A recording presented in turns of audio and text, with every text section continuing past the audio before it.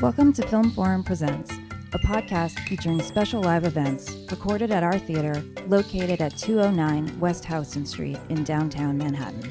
In this episode, Film Forum presents a Q&A with producer James Keach from opening weekend of Linda Ronstadt, The Sound of My Voice, the hit documentary portrait of the legendary singer. The Q&A was moderated by Film Forum's Theater Operations and Events Manager, Joseph Berger. Linda Ronstadt, The Sound of My Voice, is now playing. Good evening, everyone. My name is Joseph Berger. I'm Film Forum's Theater Operations and Events Manager, and I am very pleased to welcome you all to the smash opening weekend of Rob Epstein and Jeffrey Friedman's acclaimed documentary, Linda Ronstadt, The Sound of My Voice, an electrifying celebratory portrait of one of the greatest and most successful recording artists of all time. We're very honored to have with us tonight one of the film's producers, the charming James Keach, who I just met. A native New Yorker, James is a prolific actor, director, writer, and producer. He has appeared as an actor in over 50 feature films and has produced and directed hundreds of hours of film and television. Among many others, he directed the Grammy-winning and Academy Award-nominated Glenn Campbell, I'll Be Me. He produced the award-winning Johnny Cash biopic, Walk the Line. And he executive produced David Crosby, Remember My Name, which we had the pleasure of premiering this past July. James and I will sit down and talk about Linda after the show, so please stick around, and we'd love to hear from you. We do have some empty seats in the front here for those of you just coming in now, but I would love to bring up James to say a few words to all of you before we begin. Please welcome James Keach. Thank you, Joe, and thank you all for coming. And I'm not going to say too much other than every time I watch this film, I like it more. And it's not just because I'm involved with it, it's because this is a remarkable story about an amazing woman. And I will be happy to answer a lot of questions. I was with her last week, and she would be very grateful that you guys are all here to celebrate her incredible career. So thank you very much. Enjoy the show.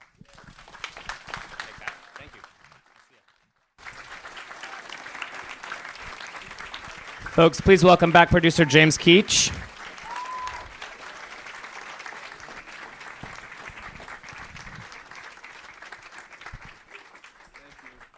Thanks, Joe. Thank you. Thank you. Thank you. Thank you very much. You're welcome. Did everyone enjoy that? I want to acknowledge the direction of Rob Epstein and Jeffrey Friedman. I would agree with that. Who did a fantastic job. And the editing of Heidi Scharf and Jake Paczynski. And if you guys don't know Rob Epstein and Jeffrey Friedman's work, look it up. They have a very impressive and a very important roster of films that they've made dating back to their late 70s. Have you worked with them before? No, I have not. So how did this collaboration come out? Well, they got the rights to Linda's book, I think 2015, and they were trying to get it set up, and they couldn't get it set up. And CNN, for some reason, called me, because I'd done Glenn Campbell and Walk the Line, and they called me up and said, we'd like you to do Linda Ronstadt. And I called up Peter Paterno, who's her lawyer for many years, and one of my lawyers, and said, you represent Linda? And he said, yeah. And he said, well, CNN wants me to do a documentary. And he said, well, her book was optioned by Rob and Jeff. And so I said, because normally I direct, and produce. And I thought, well, let me call these guys up. And I saw their work, and I was very respectful of it. And I said, let's see if we can make this work. And I think it did. Yeah. There was a new interview with Linda released today by the New York Times, which is fantastic. And she said that she had been hounded for many years by many documentarians that wanted to make a film about her. And it was Rob and Jeff that impressed her the most. And I think it was her choice to option the book to them. She turned him down 3 times. Oh, okay. But the 4th time. The 4th time, and then she said they'll never be able to get it set up. And as Rob tells the story, they had a hard time doing it. getting it set up. How so? Why? I don't know why. I think the zeitgeist works in a strange way. CNN is a place that for many years, well, before Jeff Zucker took over, they made different types of movies. It was more crime-based and things like that. And then when they put on a show, I think they did this a musical show, and it didn't work that well, but they put on Glenn Campbell, and it was the highest rated show they'd ever had. Jeff Zucker he started calling me about doing Billy Joel and doing other guys. He wanted to do the most populist people, so they've been doing folks like Zelda. Sure. I guess it was just its time, and the universe works in strange ways. One thought I had watching the film was it's a film about a solo recording artist, but it really is a film about community, and this community of amazing people around her that helped her career, and these amazing friends and family and singers that worked with her. So I didn't know if you had a thought about that as well. Well, I think if you look even at the last scene of the movie with Linda singing with her family, she's all about community. And I think a lot of her motivation in her life was, why she kept pushing forward and going forward was because this was a Latino girl who was told that she couldn't sing or she couldn't speak her native tongue. We'd rather you speak English. We don't want you to speak Spanish. And so that denial of her personhood, of who she truly is from the beginning of her career, of her life, I should say, translated into her career. And so I believe that she was constantly pushing forward without making it an issue all the time. But her second album, she sang a Spanish song, and they didn't want her to do it. And I've asked her several times, I said, so were they discouraging you from being Latino? And she said, well, they didn't really want to hear about it. There wasn't being discouraged, so I didn't make a big deal about it.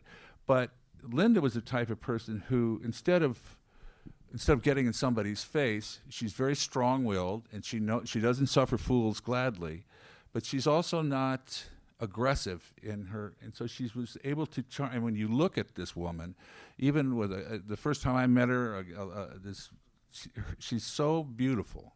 Her eye, her soul. I mean, in the movie business, we say your eyes are windows to your soul, and of course, in Linda's case, her voice is a window to her soul. And when she immediately started talking to me, you heard that voice, and then she looks at you, and she's just like, whatever you want, Linda. And I think, So when did you first meet her? I met her 2.5 years ago. At the start of this project? Yeah. Yeah. Mm-hmm. But I knew a lot of the other guys who were involved with it. I knew Jackson Brown. I knew a lot of the musicians that played with her over the years. So it was great to see everyone speak about Linda, but it was also great to hear all that music. So it was, again, it was a fantastic representation of the context and her contemporaries and the great music that was being made around her. So kudos. Well, kudos to Linda and John and all the people that made the music. And I think, what the editors did as well, going in and finding the archival material. We had literally almost a year to the day we had to make the movie. So we immediately hired 2 editors at one time, and they found all this incredible archival material. And Linda, fortunately, was open to, recording her live. And so we were very, very blessed. I absolutely want to hear from everyone in the audience. We have 2 ushers with mics, so if you have a question, raise your hand. They'll come around. Hi. I just want to thank you. I'm an actor, and my first job in New York was Pirates of Penzance with Linda. And then, yes, I'm old. And then 3 years later, I was in La Boheme with Linda at the Public. Wow. And I could say many things, but I want to thank you so much because she was such a positive force for everybody around, for all of us. And for me, she never wanted to make it about herself and was very uncomfortable with that. And she said something to me that I thought was interesting, and I came to mind because What's New, the first of the Nelson Riddle albums, came out while we were doing La Boheme, which was Christmas of 1984.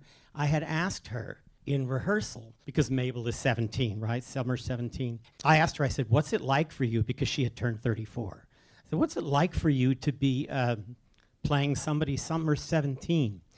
And she said, well, it's not difficult, she said, because I'm a rock singer, and in rock, girl singers aren't allowed to sing about much more than teenage love. And when she moved into the Nelson Riddle stuff, I thought, well, of course, because these women are singing from the 30s and the 40s. These are women who have lived and loved, and, I just thought that was remarkable. And I'll stop because I have years to talk about. Thank you. What's your favorite moment that you've had with Linda? You've gone down, and I'm sure you've had my favorite amazing moment with conversations. Linda was when I went to Mexico with her and shot Bonamici, and she sang that song that she sings at the end of the movie. We were supposed to interview her in San Francisco, and then she called up and said, I don't want to do the interview. So we were at risk of not having Linda in the movie. And then she said, but, James, I'm going to Mexico with 20 kids of this organization that I support, and I'll do the interview down there with you if you bring a film crew and you come and direct this thing. And I said, okay. And Rob and Jeff were working on, I think, the film that was coming, so I went and did it. And we were having lunch in this little town. The thing that was very interesting is Linda knew what she was doing because she knew we were going to cross the border. And it was just at the time that President Trump was saying all sorts of hideous things about Latinos. And so we had a reporter from the LA Times with us, and so we went across the border with a lot of these kids and their teachers who had been illegals when they came across the border were now legal. And so Linda knew that the whole thing was going to start slanting towards immigration, which she's very passionate about and which she's currently really outspoken about. So we stop at this little place to have lunch. And her cousin and her nephew bring out the guitars, as does Jackson. It's kind of like the whole Linda Ronstadt family thing going on, and they're singing, and they sing this song that we see in the movie. And Linda's sitting in her chair, and she's just kind of humming along, and I'm sitting right next to her. And I go, Linda, you're singing. You sound great. I do? Yeah, you do. Oh. Next day, I get a message from Janet Stark, her long-time assistant. She said, Linda said, tonight she'll sing that song for you, but you've got to be in the room by yourself with just the cameras, because if it's not good, she doesn't want you to use it. So that's what you see in the film. And it just blew everybody away. Jackson snuck in the room. He told me about it last night. I said, because I didn't even know, because I was just looking this way. And Jackson came, everybody had tears rolling down their face. And it was the consummate thing for Linda. Here's a woman who wants to sing with her friends, which is what she was doing. She's singing about her heritage and the things that she loves. She's doing what she loves. And she's being brave. And she's not looking at it like, look at me perform. It's all about the joy that she has in doing it. And that's her to me. So I mean, it's her whole career, essentially. yeah, it really it exemplified that for me. So I felt so blessed and privileged to be part of that moment. Great film. How did you start getting interested in doing musical documentaries? I don't know that much about this part of your career. I don't either. Life takes some strange turns. Johnny Cash, I directed him in a bunch of shows, and he asked me to make his life story, which turned out to be Walk the Line. And then soon thereafter, Glenn Campbell, my son was recording with some people at Warner Brothers who had produced Glenn Campbell's last several albums, and they said to me, would you do a movie about Glenn Campbell? And so that turned into Glenn Campbell, I'll Be Me. And of course, he had Alzheimer's, and so I thought it was going to be 5 weeks, and it turned out to be 171 shows and 2.5 years of shooting. And so after that, then CNN said, would you do Billy Joel, whatever, you can do whichever one you want to do. And Linda Ronstadt was one of the names. And then I met Rob and Jeff, and we had a wonderful relationship with each other. And so here we are. Yeah, it seems like as an artist, you either work years to make a project happen, or a project just comes to you. There's no middle ground there. I think sometimes, what's the old saying? God laughs when I make plans. It's you just kind of got to show up and be open. You never know what in show business. You never know if the script's going to be good that gets sent to you, or the phone call is going to be, so you just have to kind of be open and struggle with the demons that say, no, you can't, no, you're not good enough. You got to struggle with that all the time, which is what Linda struggled with. So for me personally, I had a great identification with her because I understand how she feels like you don't accomplish anything. You're not doing it. It's hard to believe. When Rob and Jeff and I would sit around, we go, okay, this woman seems like she's had a perfect life. What is the conflict in her life? So whenever we do the interviews, we would constantly say to the people that worked with her, so what was it with Linda? What kind of problems did she have? And she said, well, she didn't believe in herself. Really? And so this became a constant conversation with all the people that she worked with. And last night in Los Angeles, we were with John Boylan and Waddy Wachtel and Jackson Browne, and they all said the same thing. We would sit there and we'd listen to Linda sing, and she'd say, that wasn't any good. And all of us were sitting there going, oh, my God, are you crazy? Jackson said, if Linda at 50% is better than most people at 200, so. Did you get to talk about that with her, about her self-doubt and her self-criticism? Yeah, and she said... after all these years... She said, well, who doesn't feel that way? It's astute. She's an autodidact. She's the most well-read woman, other than my friend Nancy Lynn back there, that I know. I've often asked the question, did she train formally as a musician? You said you did David Crosby here. Yeah. It's fascinating because from that movie, what we discovered is that nobody really wanted to do interviews for David Crosby, okay? Because David had burned every bridge and blown up every road that he'd gone down, Good for him. It was good for the movie, and I think at the end of his life now, David is reflective about, if he had another chance to do it. I don't know if he'd do it differently, but it's who he is. And it's what, it's also because of early childhood trauma, his father telling him he was never loved, et cetera, et cetera. So Linda had the opposite. Linda was very loved. And throughout her career, all the people that she worked with also loved her. So it was, when we called to get interviews, we got everybody who wanted to do the interview. And nobody wanted to say a bad word about her. Except for her. Except for her. Yeah, except for her. And the other thing is that Linda didn't want to do a tell-all movie. She made it very clear to Rob and Jeff and myself that Parkinson's is not something she wants to focus on. She did not want to focus on her boyfriends and their private life at all. And Jerry Brown's in the movie. You say, why didn't you do an interview? She said, Jerry doesn't need to do an interview. I don't want to impose on him. But they had Thanksgiving together this year, and they're best friends. So it's not like that. It's just that she wants to keep that separate. It seems like she's still very much in control of a lot of things, like she always has been. Oh, yeah. Yeah. Which is great. It is. It is in control. She is in control. And even with her Parkinson's, she knows that there are things you can't control. But her way of controlling it, this is just my point of view of it, is that she accepts what life is bringing her, as opposed to constantly pushing it away and fighting with it. She tries to do the best she can to get up every day and do and be, and participate. She's got friends around her all the time. Every time we call up there, she says, oh, she's entertaining right now. She can't come to the phone. She'll call you tomorrow, which is wonderful. That's what you want. You want to hear that she's engaged and having fun, and people are loving her, because she certainly brought a lot of that to us, and she deserves all of that to be brought to her. A couple of years ago, I read a biography of Nelson Riddle. What's interesting is that at that point in his life and in his career, when she approached him, apparently, he was at a very low ebb. Sinatra had moved on, musical styles had moved on, and then she approached him, and I think they won a Grammy or two. It was wonderful to see how she picked him up and restored him to the glory that he had. And I wonder if there was any discussion with her about that, about her relationship with Nelson Riddle. I didn't ever have a discussion with her about it, and I think that, as Peter Asher said, she felt that music was only heard in elevators, and she wanted to take it out of the elevator because she thought those songs were some of the greatest ever written.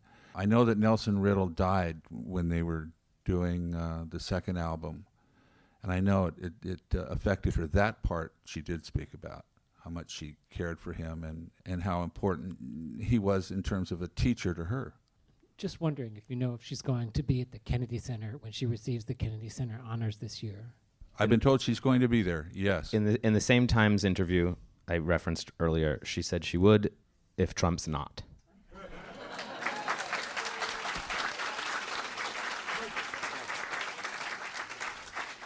So hopefully he'll be golfing that weekend. Thank you. That was such a wonderful film. I really enjoyed it. I want to ask you 2 questions. The first is, over the other artists you could have chosen, why did you choose to produce Linda's story? It chose me. It really chose me. You know, it was when asked to do it, and then you read her story and then you meet her. She's irresistible. Like I said, the first time I met her, she was doing a one-woman show. Well, actually, she was doing it with John Boylan, and it was about her book. She'd written this book, the book that I'm speaking about, that was optioned, and it was at the Ace Theater in Los Angeles. I went backstage to meet her, and I sat with her for about a half an hour, and I just, like John, J.D. Souther said, I just fell in love with her, and I didn't ask her to make me a peanut butter sandwich. But, she was just so sweet and charming and real. And, her little hand is vibrating like this. And she's not trying to hide it.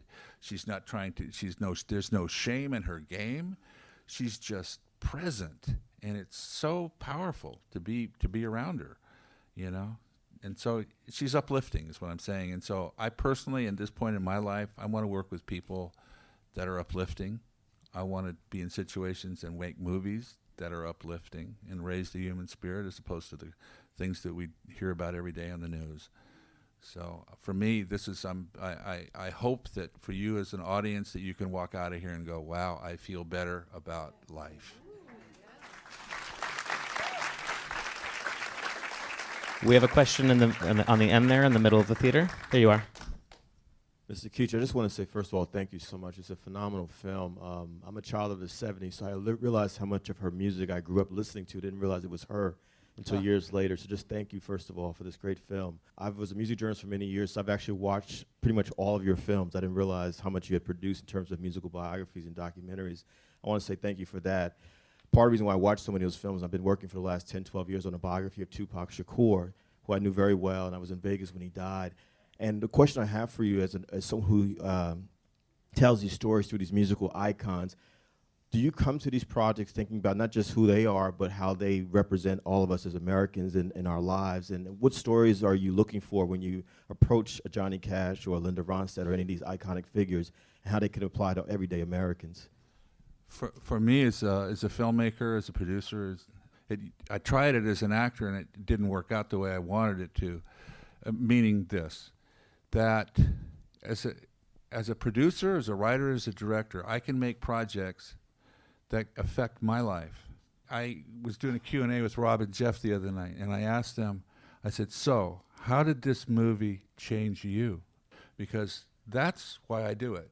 How does it change me? What do I learn about myself from the people that we're making the movie about? And then how can I take what I've learned about myself and try to connect it to all the things and try and hopefully you're going to learn that about yourself too. So I look at it as an audience member, I'm asking all the questions that I always wanted to ask when I'm doing interviews and when we're doing the edit. How can I find something that's uplifting to me? At one point in my career, I was asked to do the Menendez brothers. And I said, there's no way I'm going to do that.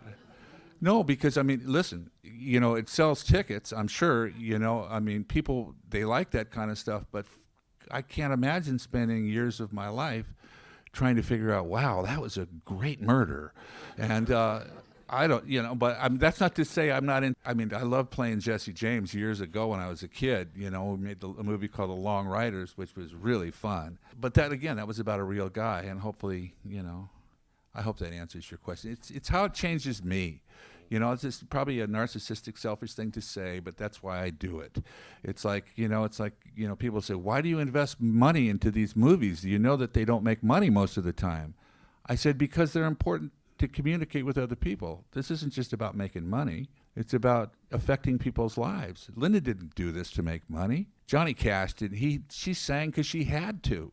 And filmmakers and actors, people, you have to want to do it. If you don't, you're done. So, my last question for you is, what did making a film about Linda Ronstadt teach you about yourself? Acceptance. It just reinforced acceptance that, I've had a great life. Linda said it to me. She said, James, I've been here 72 years. I've had a great run. And, whatever's left is gravy. And I'm going to enjoy the ride. So that's what I got from it. And I'm enjoying this ride. Thank you. Thank you for listening to Film Forum Presents. Special thanks to Greenwich Entertainment, 1091, and CNN Films for making this event possible. If you like what you just heard, please be sure to subscribe to get future episodes and rate and review so that more movie lovers can find us. Film Forum is an independent nonprofit cinema, and our doors have been kept open for nearly 50 years thanks to the invaluable support of our members and donors. Please visit www.filmforum.org for details on membership, as well as information and showtimes for our current programming. See you at the movies.